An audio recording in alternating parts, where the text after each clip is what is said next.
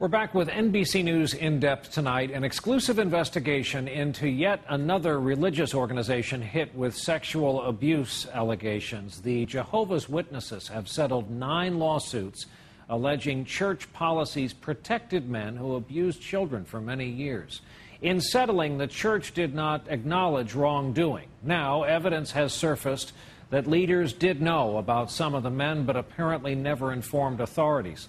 Our senior investigative correspondent, Lisa Myers, has our exclusive report tonight in depth.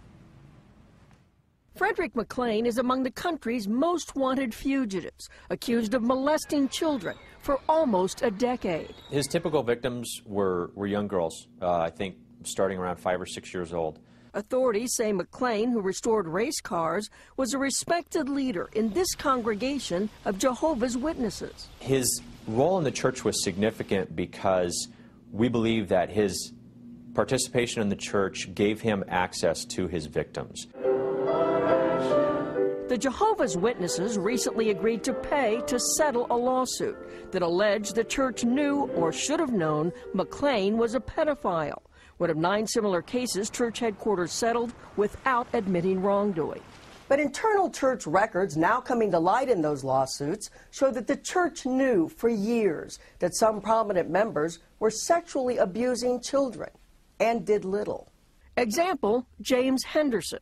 Documents showed the church knew he was abusing kids as early as the 1970s and stripped him of his leadership role for a while, but apparently never alerted police. He was finally arrested in 1994 and went to prison, having molested children for 2 decades. Another church leader, Alvin Hurd, confessed to the church in 1981 that he'd abused 3 children, ages 5, 9, and 11. His local congregation kicked him out and alerted church headquarters. But again, the church apparently never notified police. Hurd, now in prison, admits he molested other children until 2003.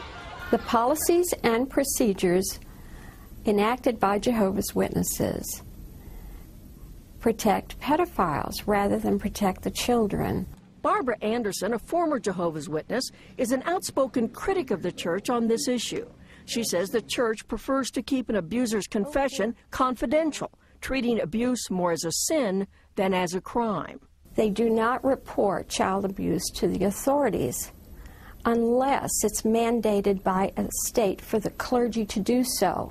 The church declined to speak on camera, but in a statement wrote that it does not condone or protect child molesters, that cases within the church are rare, that members have the right to report the crime to authorities, and that church elders comply with child abuse reporting laws. But not all states require clergy to report child sexual abuse. That means some abusers get caught only if victims finally come forward, like Frederick McLean's accusers, who now want this alleged molester taken off the streets. Lisa Myers, NBC News, Washington.